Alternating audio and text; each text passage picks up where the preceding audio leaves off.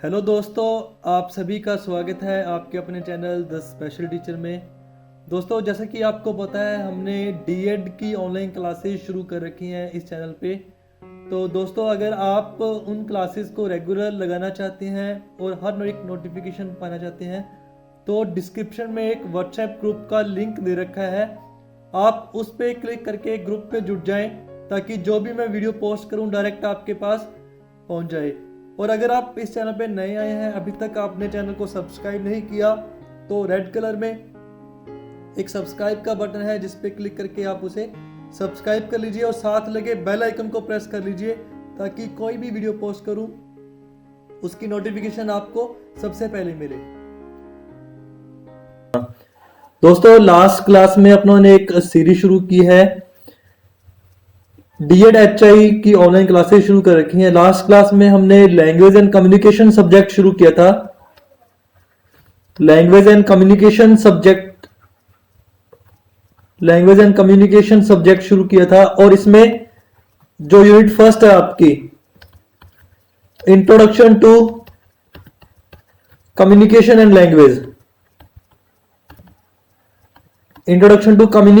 And language, इस unit को start कर लिया था। आपका 1.1 पॉइंट चल रहा था जिसमें meaning, definition and scope of communication इसको डिस्कस करना है। इसमें से मीनिंग, डेफिनेशन के बारे में बात कर चुके हैं लास्ट क्लास में। कम्युनिकेशन या संप्रेषण क्या है और इसकी परिभाषाएं जो अलग अलग लोगों ने दे रखी हैं, लाइक डी वर्लो ने, अरस्तु ने, विलियम सचरम ने, तो वो सारी अपनों ने पढ़ ली थी। अब बात करेंगे आज की वीडियो में स्कोप ऑफ कम्युनिकेशन की। स्कोप ऑफ कम्युनिकेशन को संप्रेषण के क्षेत्र बोलते हैं। स्कोप ऑफ कम्युनिकेशन आज की क्लास में पढ़ेंगे। स्कोप ऑफ कम्युनिकेशन को संप्रेषण के क्षेत्र बोला जाता है। संप्रेषण के क्षेत्र, आज इनके बारे में डिटेल में बात करेंगे। दोस्तों, जो मानव का समाज है, मानव समाज में जो संबंध है वो संप्रेषण पे किसी ना किसी तरह से निर्भर है। संप्रेषण से ही आप नया रिलेशन बना सकते हैं। संप्रेषण के माध्यम से ही आप जो आपका ऑलरेडी बना हुआ रिलेशन है या संबंध है उसको और बेहतर कर सकते हैं। तो संप्रेषण के ऊपर किसी ना किसी तरह से जो अपने मानव समाज में रिलेशंस है वो डिपेंडेंट है। मान लो मैं मेरे फ्रेंड के साथ बात कर रहा हूं, नया कॉलेज में एडमिशन लिया, बात नहीं हो रही, बिल्कुल नहीं हो रही, ठीक है, हाय हेलो हो रही है नॉर्मल, अपना कोई संप्रेषण नहीं हो रहा, कोई बातचीत नहीं हो रही, तो वो रिलेशन वो स्ट्रांग नहीं हो सकता। एक रिलेशन है कि आप किसी क्लास में आए हैं, कोई दोस्त आपका बैठता है वहां पे, उनसे आप दिन रात बातें करते रहते हैं, जो बैठते हैं आप अपने जो विचार हैं उसके साथ शेयर करते हैं, वो आपके साथ शेयर करता है, एक प्रभावी संप्रेषण आप करते हैं, तो आपके जो रिलेशंस है, संबंध है, वो जो बॉन्डिंग्स है वो अच्छी हो जाती है। तो किसी ना किसी रूप में संप्रेषण का अपने पे इफेक्ट है। तो जिस जिस रूप में संप्रेषण प्रेजेंट है या विद्यमान है वो संप्रेषण के क्षेत्र है या स्कोप ऑफ कम्युनिकेशन है। तो मेन जो पॉइंट्स हैं उनके बारे में डिस्कशन करते हैं। पहले पॉइंट नोट डाउन करेंगे, फिर वन बाय वन एक्सप्लेन कर दूंगा। जहां जहां संप्रेषण के क्षेत्र हैं, जो जो संप्रेषण के क्षेत्र हैं, जो जो स्कोप है कम्युनिकेशन का, वन बाय वन लिखते जाएंगे, उसके बाद एक एक करके उसको एक्सप्लेन कर देंगे। सबसे पहले जो स्कोप है या क्षेत्र है वो है विचारों का आदान प्रदान। विचारों का आदान प्रदान, विचारों का आदान प्रदान। सेकंड जो पॉइंट आ जाता है या क्षेत्र आ जाता है संप्रेषण का, वो है सूचना एकत्रित करना। सूचना एकत्रित करना या सूचना इकट्ठी करना। थर्ड जो स्कोप है शिक्षा,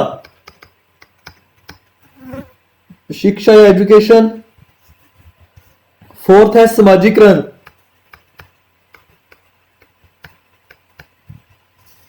समाजीकरण भी इसका एक क्षेत्र है। उसके बाद बात करते हैं प्रचार प्रसार करना।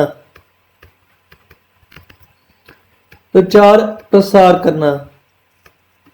नेक्स्ट इसका स्कोप आ जाता है अन्य क्षेत्र। एक और पॉइंट है वो है व्यक्तित्व।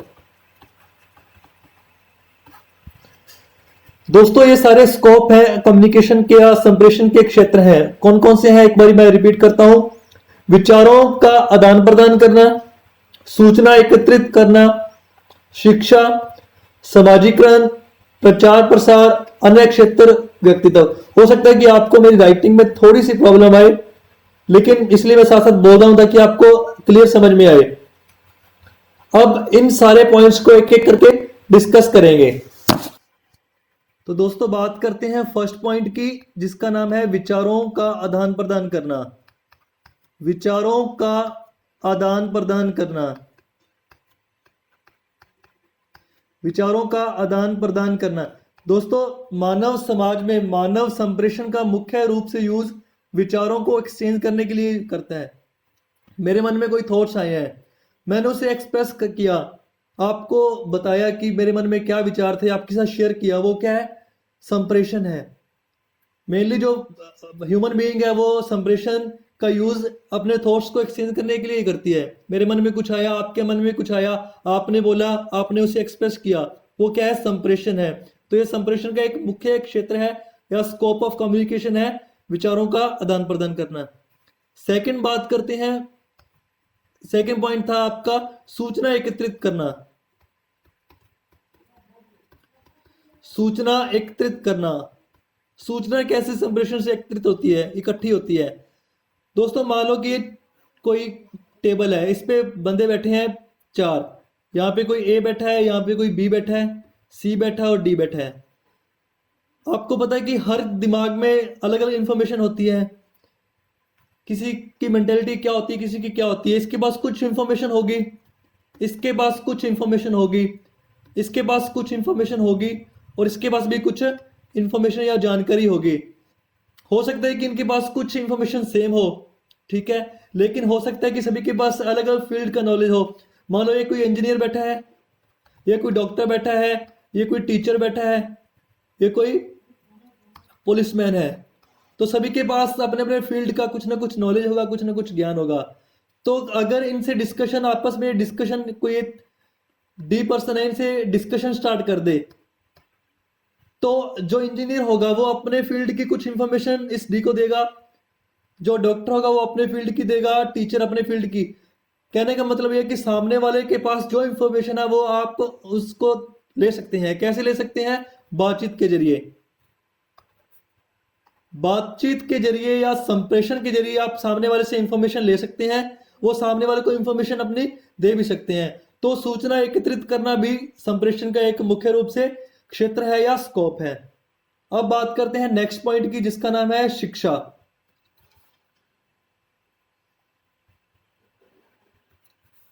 थर्ड पॉइंट आपका जो है वो है शिक्षा। एजुकेशन में, एजुकेशन भी स्कोप है कम्युनिकेशन का। कैसे है, शिक्षा के लिए दो चीजें इंपॉर्टेंट है, एक तो शिक्षक, एक विद्यार्थी। इनके बीच में जब तालमेल बैठता है तभी जो आपकी शिक्षा की प्रक्रिया है वो पूरी होती है। शिक्षक आपको कुछ इंफॉर्मेशन देता है, अपने नॉलेज से, अपने एक्सपीरियंस से एक्सप्रेस करता है अपने थॉट्स को, अपने विचार को। जो उसको ज्ञान है वो स्टूडेंट्स के साथ शेयर करता है। स्टूडेंट्स क्या करते हैं कि उस ज्ञान को ग्रहण करते हैं, सीखते हैं, समझते हैं। अगर कोई डाउट आता है वो क्वेश्चन करके शिक्षक से पूछते हैं, शिक्षक उसे सॉल्व आउट करने की, सॉर्ट आउट करने की कोशिश करता है। तो ये प्रोसेस टू वे चलती रहती है।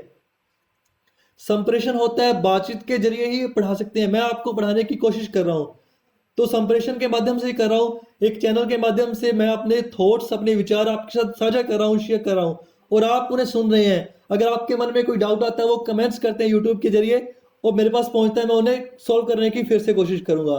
तो शिक्षा भी संप्रेषण का एक महत्वपूर्ण या अहम स्कोप है या क्षेत्र है। स्टूडेंट्स नेक्स्ट पॉइंट जो अपना है वो है समाजीकरण। समाजीकरण,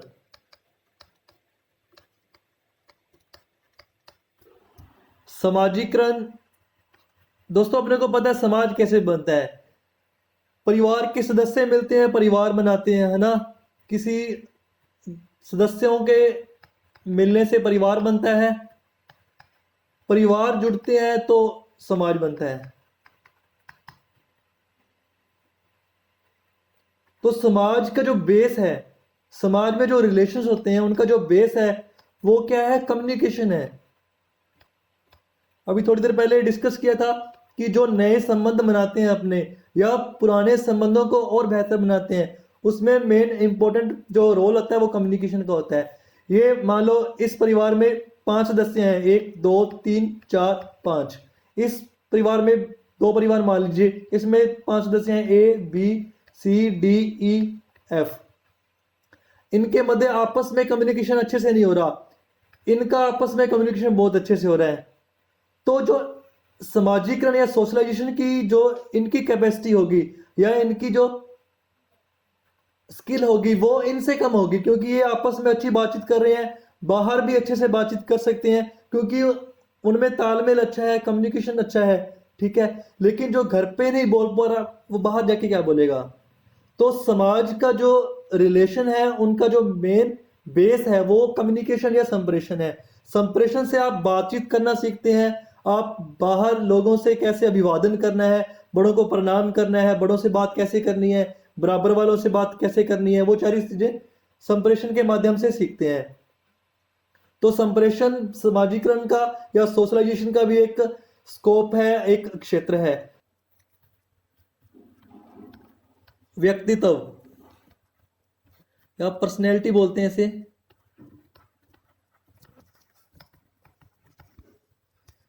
व्यक्तित्व या पर्सनैलिटी, जो मानव का जो व्यक्तित्व है या पर्सनैलिटी है वो कई कारकों से मिलकर बना होता है, कई फैक्टर्स होते हैं, ठीक है, कई घटक होते हैं जिनसे मिलकर इनका निर्माण होता है। जैसे शरीर की बनावट, शरीर की बनावट, बोलने की शैली,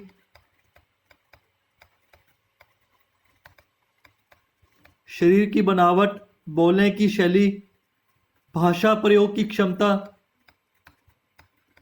भाषा प्रयोग की क्षमता,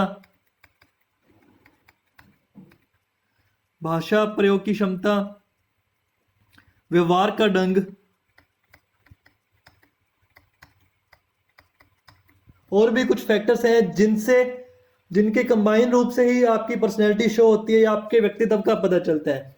शरीर की बनावट होगी, बोलने का तरीका, बोलने की शैली, भाषा प्रयोग। कई ओरेटर्स होते हैं वो अच्छे अच्छे वर्ड्स यूज कर लेते हैं अपनी स्पीच के अंदर, उनकी स्पीच बहुत ज़्यादा बढ़िया बन जाती है। बिहेव आप कैसे करते हैं सामने वाले के साथ, तो ये सारी चीज़ें मिलकर आपकी पर्सनैलिटी बनाती हैं। और इन सारी चीज़ों के निर्माण में जो एक मेन रोल पे करता है वो है संप्रेषण या कम्युनिकेशन। संप्रेषण या कम्युनिकेशन इन हर एक घटक के निर्माण में इसका पूरा योगदान होता है। तो ये भी इसका एक महत्वपूर्ण क्षेत्र है या इंपॉर्टेंट स्कोप है कम्युनिकेशन का। नेक्स्ट पॉइंट देखते हैं दोस्तों। अपना जो नेक्स्ट पॉइंट है वो है प्रचार प्रसार करना। प्रचार प्रसार करना, जो भी जन कल्याणकारी योजनाएं होती हैं, जन कल्याणकारी योजनाएं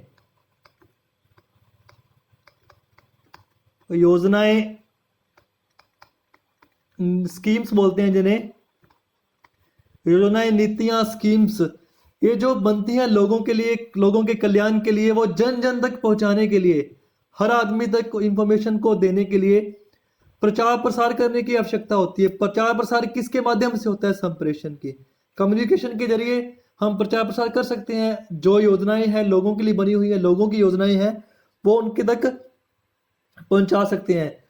दोस्तों सपोज करो योजनाएं कौन बनाता है? या तो केंद्र सरकार बनाती है, राज्य सरकार बनाती है, और भी संस्थाएं हैं जो योजनाएं बनाती हैं। अब केंद्र सरकार, राज्य सरकार ने कोई योजना बना दी, योजना बना के उन्होंने बना के रखी हुई है, लेकिन जब तक उसका प्रचार प्रसार नहीं करेंगे, उसके बारे में लोगों को जानकारी नहीं देंगे, कि लोगों के तक इंफॉर्मेशन पहुंचाएंगे नहीं, तो उस योजना का फायदा क्या?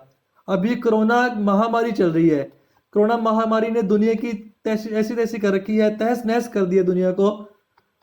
कोरोना महामारी ने काफी लोगों की जानें चली गई, बथेरे लोग संक्रमित हैं,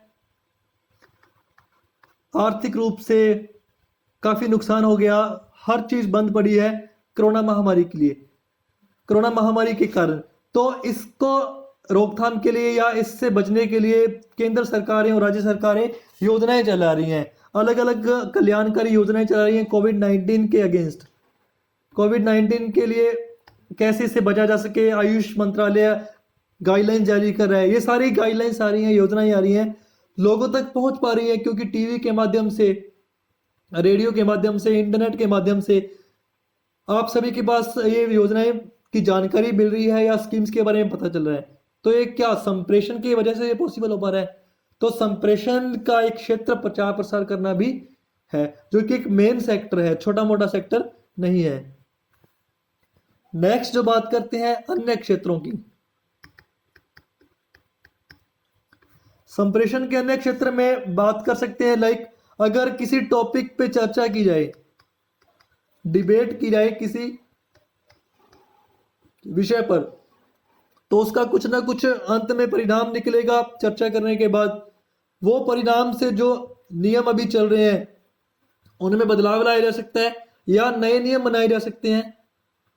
तो क्या होता है, संप्रेषण के जरिए अपने किसी भी मुद्दे पर चर्चा कर सकते हैं, कुछ ना कुछ पॉजिटिव उसके आंसर आएंगे, पॉजिटिव रिजल्ट निकलेंगे, उनको अपने अप्लाई कर सकते हैं लाइफ में।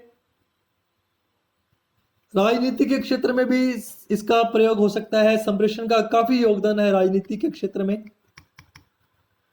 कोई मान लो ए लीडर है, कोई बी लीडर है, वोटिंग होती है इंडिया में, इलेक्शंस होते हैं, सरकारें बनती हैं, ये पब्लिक है।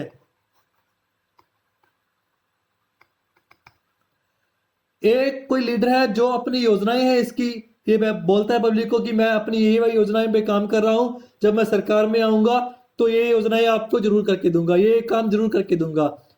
ये बी है, इसके पास भी योजनाएं हैं लेकिन इसको एक्सप्रेस करना नहीं आता, इसकी योजनाएं बनी हुई है, अच्छे से कम्युनिकेशन नहीं कर पा रहा ऑडियंस के साथ, तालमेल नहीं बैठ रहा इसका।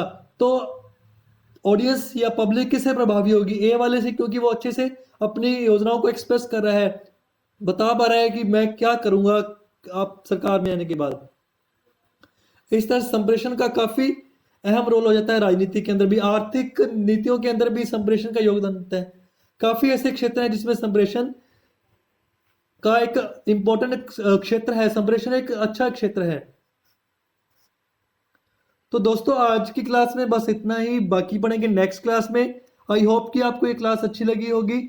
ये लैंग्वेज एंड कम्युनिकेशन की यूनिट फर्स्ट की सेकंड क्लास थी।